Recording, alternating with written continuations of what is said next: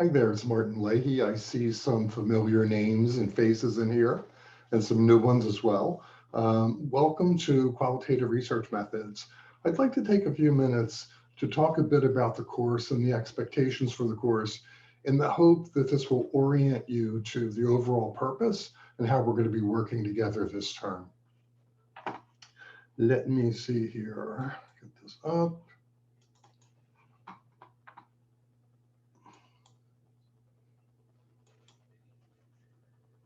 Here we go. And so the purpose of the course is for you to learn how to design a qualitative study.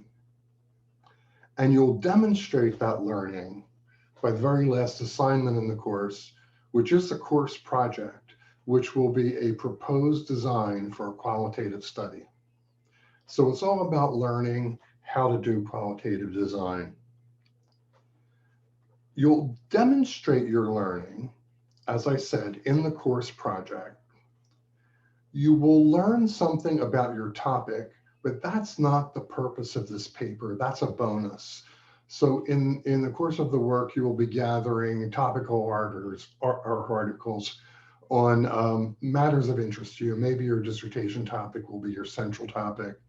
But the purpose of this course is not to design your dissertation. It's really to use that topic as the vehicle for learning about qualitative research. And the bonus is that you will walk away with some articles that could be helpful to you in your literature review. And remember, in the final paper, references on methodology are as important as references on the topic.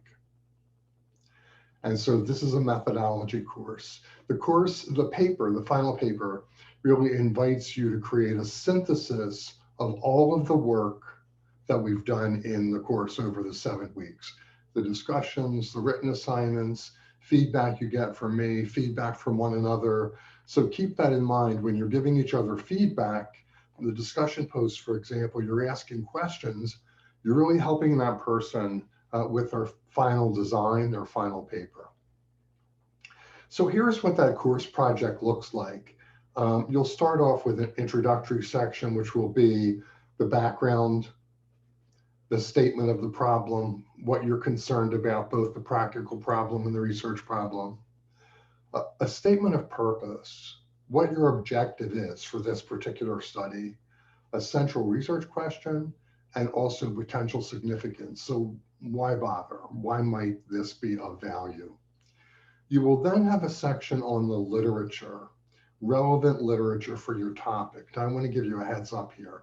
We do not expect you to do a thorough literature review in this short period of time, but you might have in the literature review, I don't know, 5 articles on your topic and maybe 5 on methodology, and that would be plenty.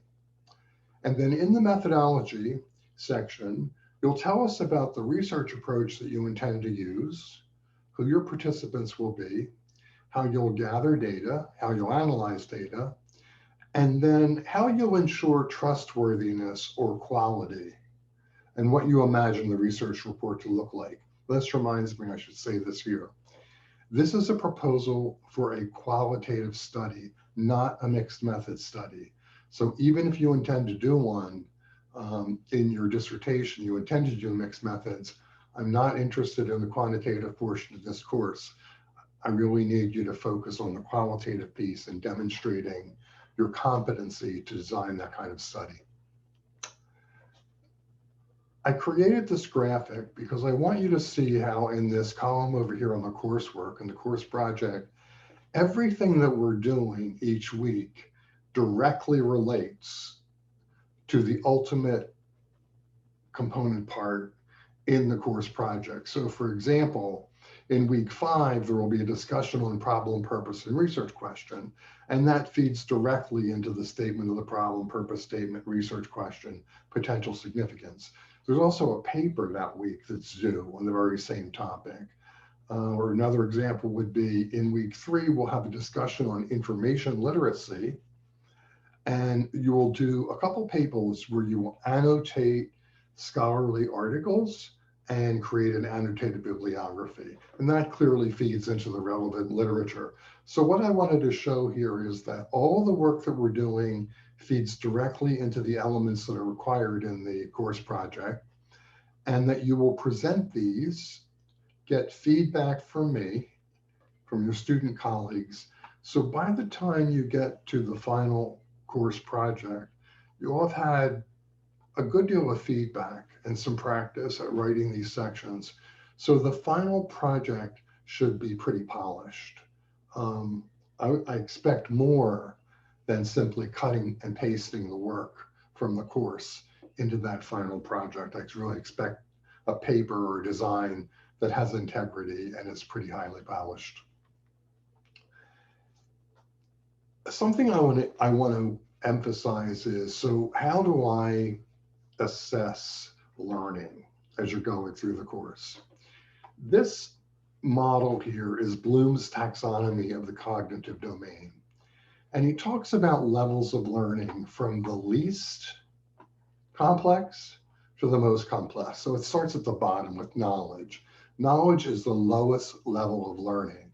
It's where you can remember data, remember what was read about a theory. And the way that students demonstrate that level of knowledge is they offer quotations. They know where to find something. Comprehension is the next level. And that is the kind of knowledge that indicates you understand the material. And the way I know that is you're able to explain it in your own words. You can paraphrase it. This is really important for all of your writing in the program. If you use a lot of quotations, there are two issues that come up. Certainly, there's crediting the author and using quotation marks and in-text citations for anything that's lifted directly from another source. So that's really an academic honesty issue. And there's an even more important issue, an equally important issue, around the level of knowledge that's expected. So if your paper is filled with quotations, the assessor, in this case me, I will know that you can cut and paste material from various sources and put it together, which is very low level knowing. Comprehension, as I said, is being able to take that material and restate it in your own words. The next level of learning is application. And that is, you can explain it in your own words, but you could also say, give an example of how that might apply in a real life situation. You're moving into application. You understand how the material can be used in a new situation. Next level up is analysis, and that's breaking something down into its component parts, dissecting a theory into the major concepts that make up that theory. Synthesis is really taking what you've broken down in the analysis stage and putting those parts together in a new way. Reassembling the concepts in a new way to create a different theory. So let me give you an example of this. In analysis, let's say you analyze 3 journal articles on your topic, and you identify in those 3 articles the main ideas in each. Synthesis would be taking those 3 analyses of articles and seeing what the themes are that cross all 3. And so a synthesis might be an essay where you present the ideas that are common to all of the elements that you've analyzed. Small number, let's say 3. And you're putting them together in a new way. You're basically saying, here's my take on what's common to all of these articles, or what's common in the literature. I will say this, that in analysis, frequently in literature reviews or in course papers, faculty will get literature sections that are a series of reports on articles that students have read. And that's not what we're looking for. We're not looking for a series of book reports. Rather, we're looking for synthesis where you say, you know, I've read these 10 articles, and here are the threads, the most important threads that run through them. And so you're presenting them, organizing them around the threads or the ideas rather than article, article, article. For the discussion posts, I expect that, what you'll represent there will be knowledge, comprehension, and application. For the written assignments, I'm looking for a little higher order of learning where I want to see more analysis and synthesis. On the discussion posts, please keep those posts to 250 words maximum. This is a large section, and we have work to do with the class. We also have lives beyond this course. And so if every one of the 18 of you wrote really long posts, I and others would have a ton of things to read. So we also really want you to be succinct here and practice academic writing.